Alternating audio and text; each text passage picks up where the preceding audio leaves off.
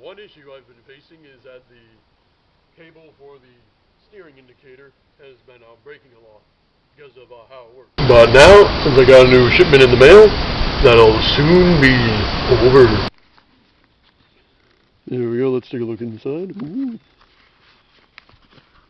Here we've got some new aircraft grade cable. Well, it comes with paper. Let's see what this is. Certification. Nice. Bunch of gobbledygook and 506 actual breaking point. This will be good.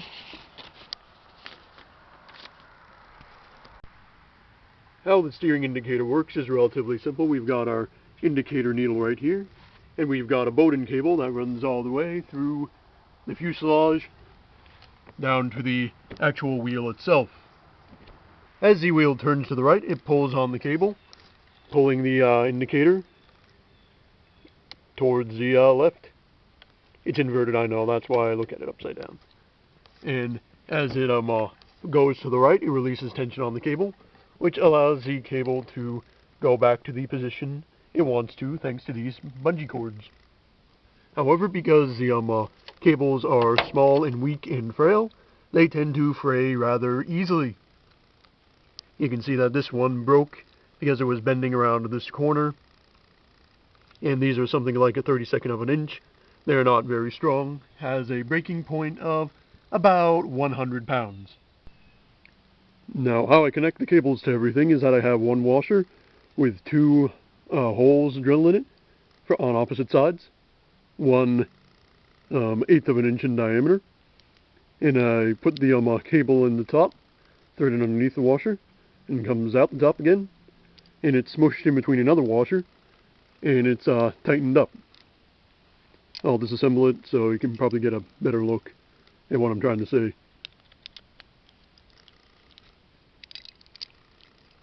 And there we go. By loosening up the nut,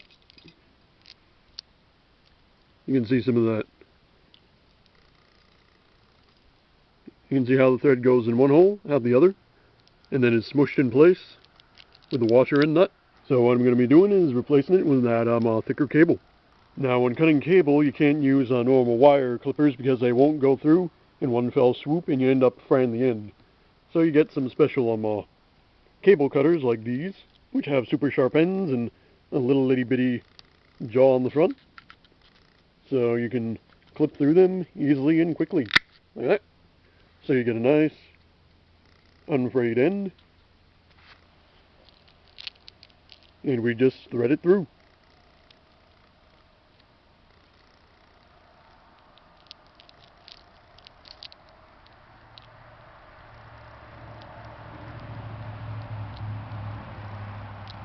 So you get a nice loop.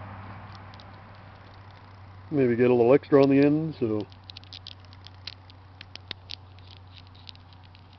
tighten it up. And use a combination of a screwdriver and a wrench to make sure it's extra tight. There we go. One end of the Bowden cable. And now I just need to figure out what length I need.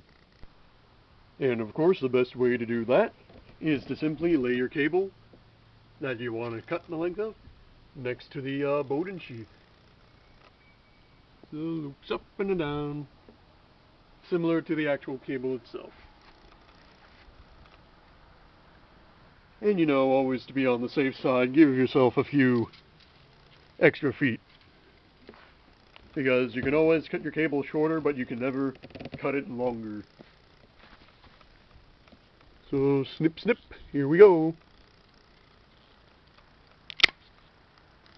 There.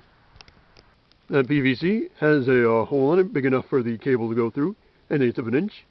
And then this other hole is 1/4 of an inch, so the hole is big enough for the inner core cable to go through, but not big enough for the outer cable housing thingy to go through. So, pop it out, thread the cable through the hole, like so. And what you want to do with the cable sheath is squirt some lube in the uphill side of the cable so it flows down to the other side. So it gets all nice and lubed up, and it takes less effort to move the cable, thus extending the life of your cables and cable housing. So you just stick the little nozzle in the tube and let her fly.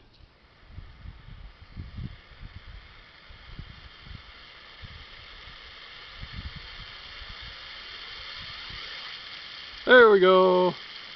It's pissing. And now you just feed the cable in.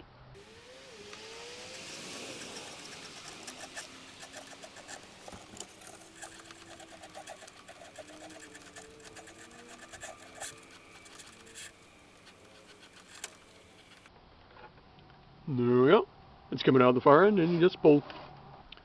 And now we take the steering fork anchor end and just screw it in there.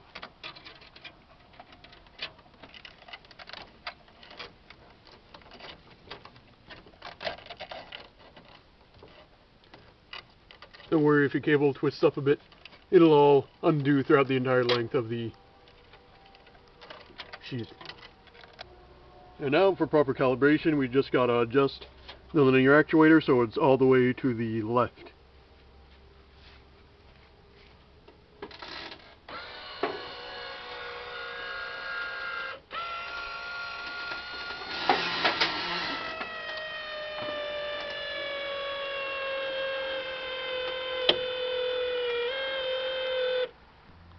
Now, one of the issues that faces these linear actuators is that when the tires are not properly inflated, it takes a lot more effort to turn the steering wheels.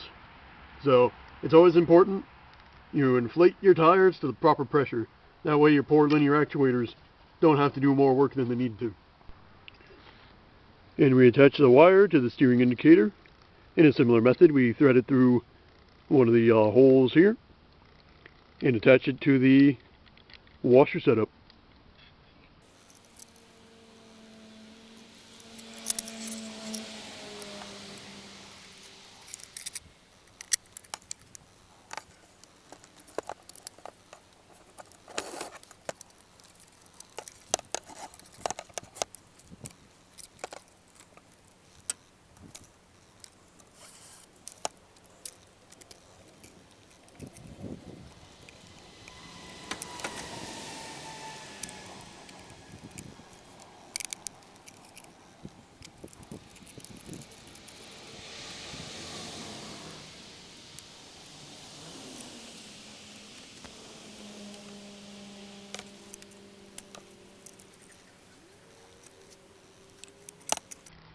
There we go.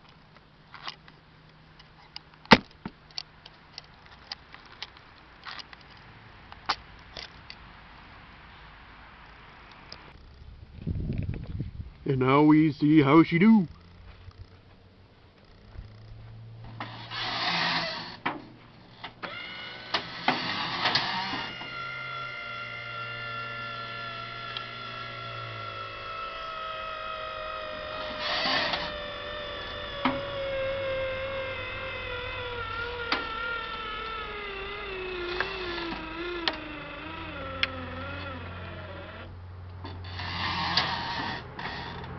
You notice things get a little hairy when she steers too far to the right. That's an important thing to notice because this linear actuator actually has a tendency to stop working when it's extended too far. So it's a good thing the safety is also on the steering indicator, so I can tell. It's kind of janky, but hey, it works. And the orientation of this gauge is important because when you're in the cockpit, you're staring at it head on like this, so it's actually sort of more kind of like this relative to the wheel. So you see the wheel's to the right, indicator is to the right. But that also means I have to print a new steering indicator frame that doesn't have upside down letters. And then of course, since this is on a cable, you can just, you know, take it and really stuff it anywhere you want. So just stick you right up in the cockpit there. There we go. Put it on right here or something. Someplace where I can see it easy. And of course, we flip the foot pedal for steering.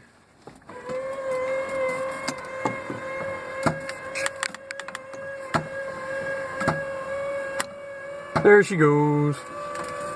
Might have to occasionally poke it along to help, but maybe if I put a little more lube in these joints on the steering indicator, it'll work a bit more. Steering wheels are to the left.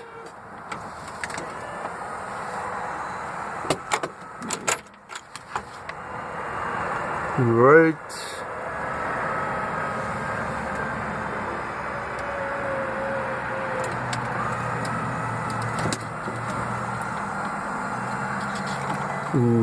Left. Right.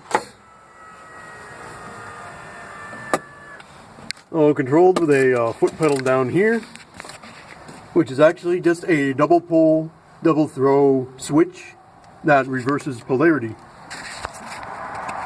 Which is also what I use to raise the armpits. Just a simple switch with a bunch of spaghetti, which simply reverses the polarity to the linear actuators from the car battery.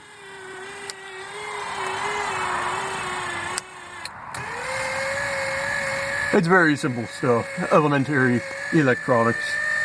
Sometimes the simplest solution is the best solution.